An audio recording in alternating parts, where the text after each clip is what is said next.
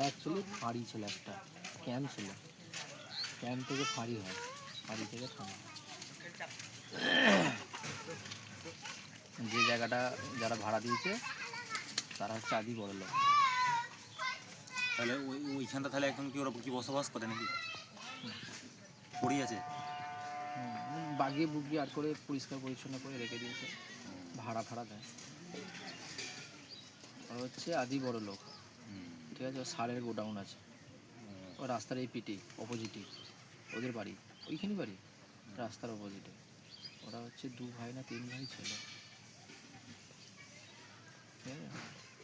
যে কোনো একটা ভাই মায়ের সম্পত্তি নেওয়ার জন্য একটা ভাইকে লোক দিয়ে মার্ডার করবে।